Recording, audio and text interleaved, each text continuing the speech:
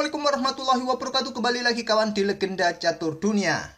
Mohon maaf kawan, 2 hari ini tidak siaran, tidak upload. Kita melewatkan game-game dari Magnus Carlsen dari European Team Chess Championship, di mana Magnus Carlsen memperkuat tim Norwegia yang sekarang berada di posisi ke-23 kawan, dengan 2 kali kalah, 1 kali menang dan 2 kali remis kawan sampai babak kelima. Sedangkan Magnus Carlsen sendiri sampai babak kelima ini sudah memetik 3 kali kemenangan dan 2 kali remis. Namun begitu kawan, 3 kali kemenangan ini tidak berarti bagi Magnus Carlsen, karena Magnus Carlsen elonya minus 1,9 poin kawan. Repotnya sebagai Magnus begitu kawan. Menang melawan elo rating yang jauh di bawahnya kawan, mendapatkan tambahan sedikit. Kalau kalah, ya minus banyak, remis juga minus.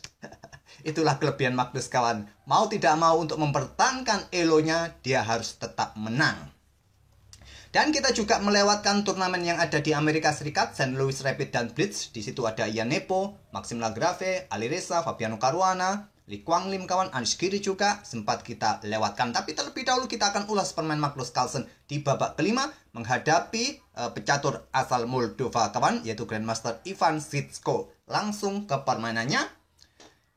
Untuk game dari Rapid dan Blitz kawan, nanti coba admin usahakan upload. Saya pisah saja, tidak saya jadikan satu gamenya. Saya pisahkan menjadi 2 video. Pertama game dari Magnus Carlsen terlebih dahulu. Nanti coba kita akan ulas permainan Ali Reza kawan di babak ke-6 menghadapi Ray Robson. Gamenya cukup bagus, dengan tema yang sama dengan permainan Magnus Carlsen, yaitu bermain dengan King's Indian Defense kawan. Magnus Carlsen setelah Viacento gajah gelap sisi kanan, dia melanjutkan dengan pion D6 setelah putih menguasai petak pusat dengan 3 pionnya. Nah, di sini biasanya kuda F3 kawan pilihan utama yang berlanjut rokade hitam, gajah E2 pion E5. Kalian bisa rokade terlebih dahulu ataupun juga melanjutkan pengembangan gajah gelap ke petak E3 atau dorong pion menutup permainan di petak pusat. Ide dalam permainan King's Indian Defense dari hitam nanti agresif di sisi raja kawan, sisi kanan, yaitu pion-pion ini siap didorong, kuda manuver mundur, berikan jalan bagi pion F-nya lagi kawan. Idenya seperti itu. Dan putih menyisir lewat sisi kiri, sisi menteri. Biasanya ide permainannya seperti itu kawan.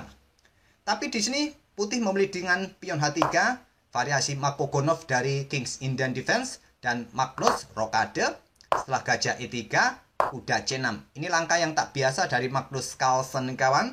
Di sini pion E5, pion C5 yang paling banyak diambil, yang paling umum kawan. Ya, Magnus Carlsen selalu mencoba bermain jalur sampingan saat melawan pemain-pemain yang elonya di bawah dia kawan. Kalau melawan pemain-pemain top kelas atas, kebanyakan Magnus ini baru di langkah ke-6 mungkin ke-7 baru biasanya keluar lewat jalur sampingan kawan. Tapi di sini di langkah ke-6 sudah kita lihat juga jalur sampingan dari Magnus Carlsen dengan kuda C6, pion D5 kawan, kuda B4. Nah, dalam permainan Ali Reza Firosa melawan Ray Robson juga bermain seperti ini kawan. Kuda C6, ada pion D5. Ali Reza melangkah kuda ke petak E5 kawan. Nantilah kita akan ulas gamenya di video yang berbeda. Carlsen memilih kudanya ke B4, tapi masih cukup umum. Masih ada beberapa game yang memainkannya. Setelah pion A3, kuda ditarik mundur ke petak A6 dari Magnus Carlsen, melanjutkan pengembangan gajah terang ke petak D3. Di sini kuda lari ke petak C5 sekarang. Yaitu untuk pressure gajah di sini, pressure pion bersama kuda yang lain, atau menawarkan pertukaran gajah. Untuk saat ini, Stockfish tidak menyarankan pertukaran kawan. Santai saja, kalian masih belum menyelesaikan tahap pembukaan ataupun gajah kalian dalam tekanan. Di sini putih tarik mundur gajahnya ke petak C2, pilihan terbaik. Dan Stockfish menyarankan pion E6 di sini kawan untuk bongkar lajur F. Carlsen memilih dengan kuda F ke D7. Ini manuver biasa dalam King's Indian Defense kawan. Sampai langkah ke-10 ini mungkin Magnus Carlsen sudah mempersiapkan pion-pionnya kawan di sisi kanan ini. Tapi sampai langkah ke-10 masih di tahap pembukaan Magnus Carlsen, masih ada masalah pada gajah terangnya ini kawan. Stockfish tidak terlalu menyukai ide dari kuda ke C6 tadi dari Magnus Carlsen. Lihat evaluasi barnya kawan. Putih dalam posisi yang bagus, punya kelebihan 0,89 poin evaluasi barnya. Lanjut, kuda G berkembang ke E2. Sekarang pion A5 lanjut Magnus untuk hentikan potensi pion B4 yang ganggu kudanya nanti. Rokade, Carlsen melanjutkan manuver kuda ke B6. Tidak jadi bermain dengan pion E, pion F-nya kawan. Tadi di sini pion E5 juga saran dari Stockfish. Kuda ke B6 ini juga langkah bagus dari Magnus menurut Stockfish juga. Pion B3 sekarang untuk perkuat posisi pionnya dari ancaman kuda tadi. Kemudian ada pion E5 sekarang kawan. Persiapan untuk mungkin pion F-nya atau perkuat rantai pionnya di sini kawan, dan menantang bongkar petak pusat dengan end pasen. Stockfish menyarankan juga dengan end pasen kawan. Untuk video kali ini saya akan mencoba tidak terlalu banyak untuk menjelaskan langkah-langkah yang berpotensi bisa dimainkan oleh kedua pemain, tidak seperti video-video sebelumnya. Anggap contoh tadi end pasen jadinya seperti apa, tidak saya perlu lanjutkan kawan. Nah, di sini benteng B1 lanjut putih mencoba ingin bongkar lajur B kawan, juga menghindari potensi di sini tadi. Nah, kalau di sini kan di sini, nah benteng kan jatuh di sini juga. Memang masih bisa diambil oleh menteri kawan. Oke, benteng B1 terlebih dahulu kawan. Kemudian ada kuda mundur ke petak D7 lagi, lanjut Magnus untuk menghindari di sini kawan temponya. Gajah D3, kemudian ada kuda kembali ke C5. Gajah ditarik mundur ke C2 lagi. Nah, di sini kembali lagi ke petak D7, kembali lagi ke D3. Magnus kawan, kalau remis dia banyak kehilangan elo rating juga kawan. Walaupun pegang hitam, Magnus Carlsen berusaha untuk menang agar tidak minus elo ratingnya.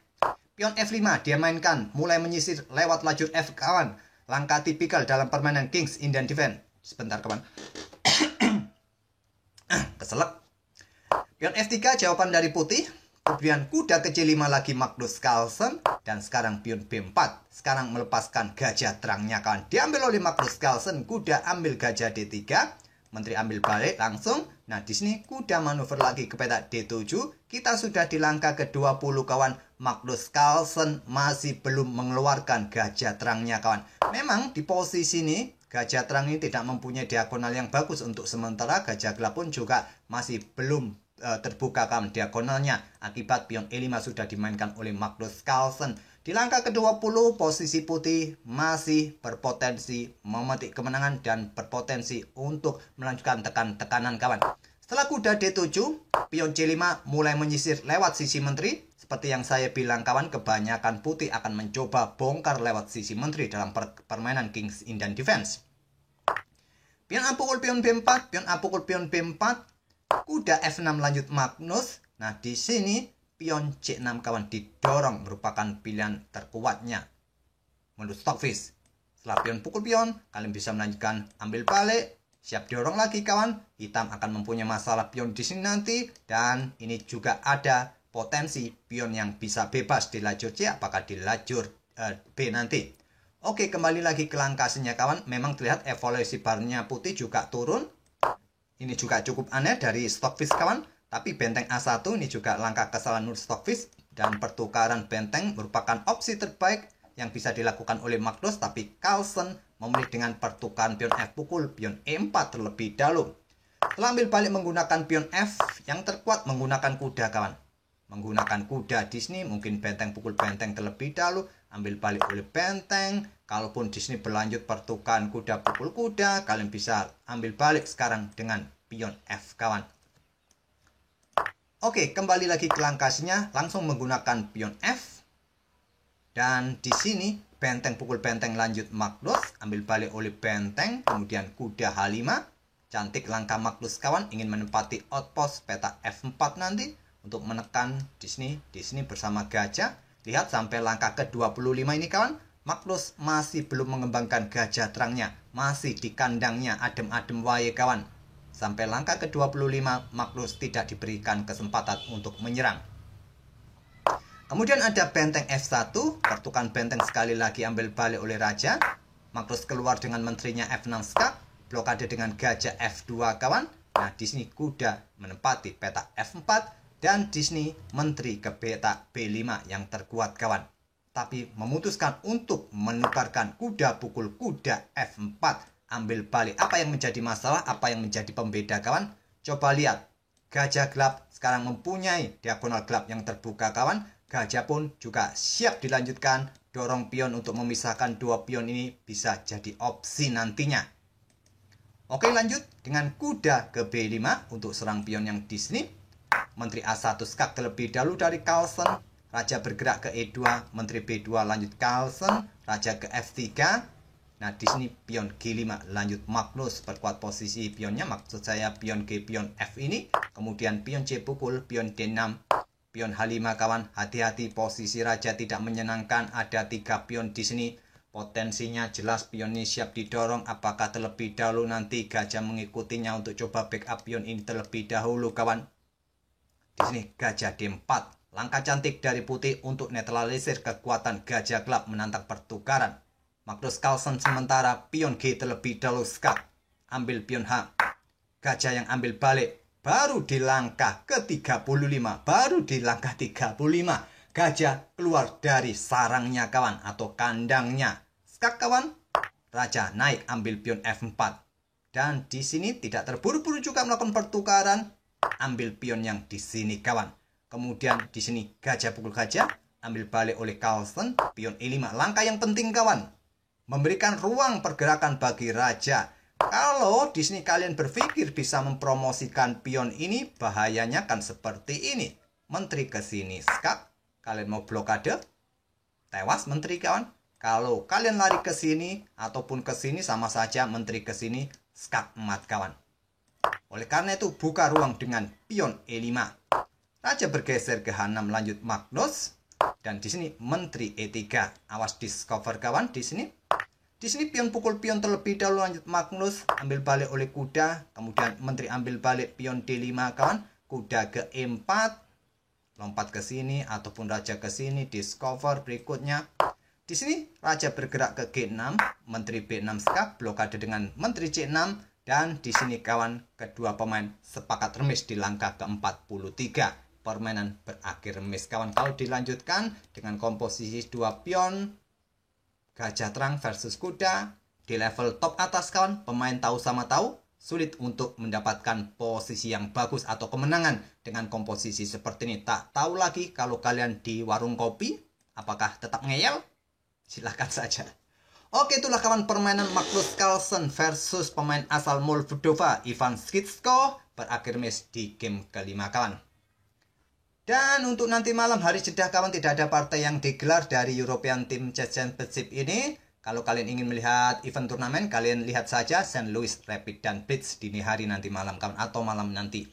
Oke, kita akan bertemu di video-video berikutnya. Terima kasih yang sudah mampir ke sini. Jangan lupa tinggalkan like, komen kalian dan kita akan bertemu di video-video berikutnya. Terima kasih. Wassalamualaikum warahmatullahi wabarakatuh.